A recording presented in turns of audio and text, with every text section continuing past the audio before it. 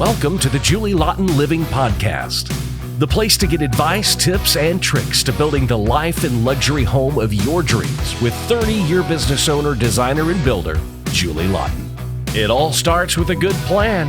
This is Julie Laughton Living.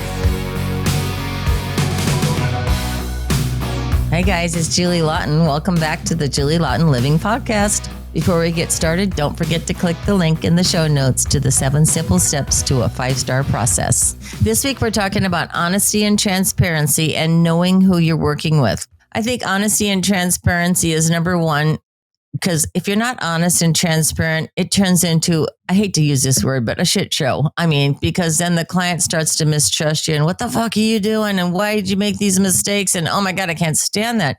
Because the minute you lie or anyone lies, you stop the trust flow of trust stops. And then you got the bridge comes tumbling down and you're standing on 2 cliffs and you can't get to each other because you just blew up the bridge because you screwed up and lied or you screwed up and made a mistake. Now, making a mistake is okay if you admit and show and tell why, because, hey, people make typos and mistakes and additions all day long wrong. But if you actually screw up to the point where you're covering your butt and lying because you actually did something wrong, or maybe you're just a bad person, you're trying to get over on somebody, boom, there's the bridge, it's blown up, and now you've created a canyon between you and your client, or you and your sub, and you and your vendor, and there's no communication, there's no trust. So yeah, trust and openness and transparency is how we survive. Because if you're actually good and a good person, and like most of us, and you're trying, you can't break the trust by, not being transparent and not telling the truth. It just tell the truth. And then it solves everything.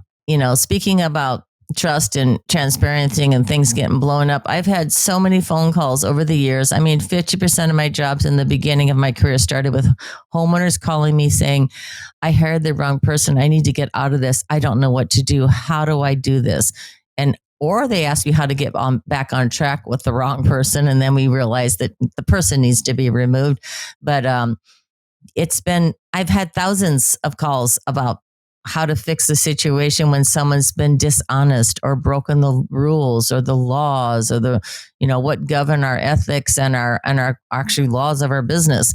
So once that happens and someone actually breaks the rules or breaks the laws of how you're supposed to work, especially with money, it's kind of hard to recover, because once they've done that, you really can't trust them moving forward. So I've helped a lot of homeowners through the process of cleaning up the mess and moving on. Because that's what happens when you actually work with someone that's possibly dishonest or deceitful or something bad's going on in their life, and they have to make a move that is wrong, So you don't want to work with people that whose lives are a hot mess, and then it's affecting you and your project. So I can tell you, it's been countless conversations I've had about that and helping people get through it. So I think that one of the best ways to kind of make sure you don't hire anyone that has issues or problems is, before you hire anyone, the architect, the interior designer, the contractor, any of these people, you need to do a background check on their, we'll look on their social media, of course, it's normal. And, but then actually talk to people they've worked with recently, like in the last year or two, and, ask for a list of references that goes back, my references go back 25 years, but I would say go back 5 years. So at least, and then have them show you the product. So you check the references, you see the work, and you talk to people they've actually worked with. And if they, in most cases, you'll find out soon enough through just talking to people if there's some issues out there. But the due diligence is very important. So the first person you hire usually on your project, if you're not working with someone like me, for example, is you hire an architect. So the questions you want to ask of him, because the architect plans are the plans, and then the interior design gets layered onto that, just so you know, and the engineers work alongside of him. So the architect, the first question you want to ask is, are you good at remodels? Are you better at new construction? So depending on your project, you want to know what he specializes in, because some architects only do ground up, which is new homes built from scratch, which is fabulous.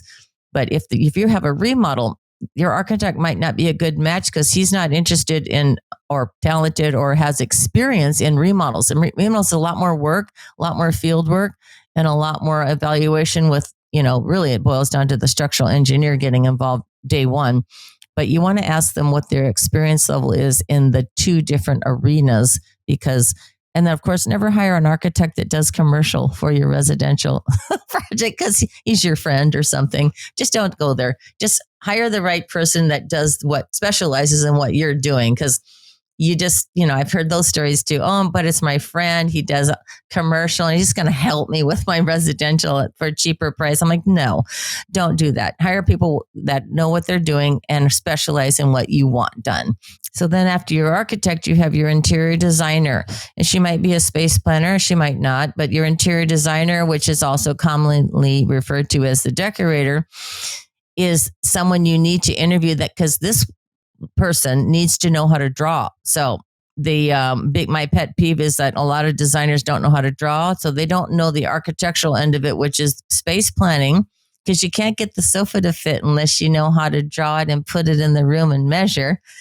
So the designer needs to be a space planner and good at that. And then her vision on the concept and of getting all the furniture in there starts with her or him listening to you, because you don't want their style. Well, you want a style, but you want to know they're listening to you and getting your style put on the paper, and then it turned into actual soft goods. So the whole thing with your designer, just like your architect, is, are they listening to what you want? Or is there a good communication? Are they really paying attention? Because if they're not good listeners, the house isn't going to look like what you told them. So your interior designer's biggest super challenge is listening to you, and then being able to measure and do space planning and drawing.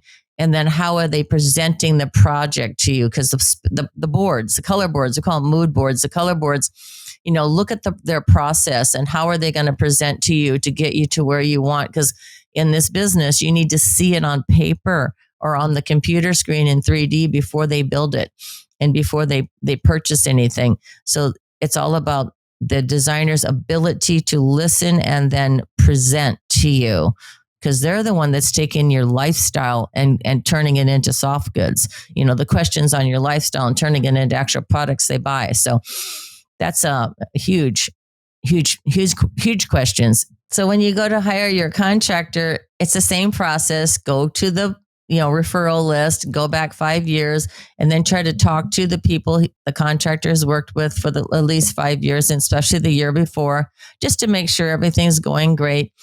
And then meet the contractor just like you'd meet the architect and the interior designer, and see if you get along and see how his personality is. And then, see if you think you're going to enjoy working with them. But the contractor's references, it's all about his reputation on the street, kind of, how is he? Is he organized? Is he a good boss? Does he have good employees? Does he have good subs? Because the construction is all about that team under the contractor, because the contractor is running, like me, I'm running a huge orchestra of people. And if the contractor has a lot of turnover and, there's gossip about, people not liking him and something's going on bad, then you need to pay attention to that. So the only way you find that out is talking to other people he's worked with and seeing if he stayed on time and budget, if there's a bunch of drama. So you find that out through your research and your due diligence, but also when you meet the person, did he return your calls? Did he show up on time? Is he a conscious listener? So does he seem organized? Or I always say he, isn't that terrible? Does the contractor seem organized? But, we can go with Barbara Cochran's Instagram post about contractors. Just go outside and look in their truck. If they're organized, if their truck's clean and organized, you're good to go. So that was my favorite comment she said about how to choose a contractor. Just look in the front seat of his truck. And seriously, I do that with my guys, and I give them a hard time because one of them's kind of messy because he carries a lot of stuff around, but I actually look at that too. And I've always looked at that. It's funny. It's how they dress, how they act. Did they show up? What do they look like? meet them in the morning. What do they look like? Hint, hint. Anyway, just there's a whole thing when you get your eyes on them. So that's my tip. So the updating of the homeowner in my book is consistently, it's consistent. And, you're constantly updating, but you also have to not just do rapid fire. So I like to create a schedule where I'm updating my clients on Monday and Friday when we're really going through the construction process. But some clients, on the other note, some clients don't want a lot of emails and they just kind of trust us and they want an update once a week or once a month. So depending on if they're traveling or they're busy, but I think there should be a weekly update, no matter who you're working with on the plans, the designer, the engineers, all of that, those people, there should be an update. Where are we at? What are we doing? So I believe it should be weekly. And usually there's a little kickoff to the week. What are we doing? And then, of course, on Friday, everybody gets updated. Here's where we're at. So that my best advice is to get an update weekly, because if a month goes by, that's insane. You need to be updated, every week, because if they're working for you, even if they're not on your project for some reason, and maybe they got backed up, you need to know so you understand why it's taking this long, because everybody's got other jobs too. So I would insist on weekly updates. That's my advice. That'll do it for this episode, and I'll see you right here next week on the Julie Laughton Living Podcast.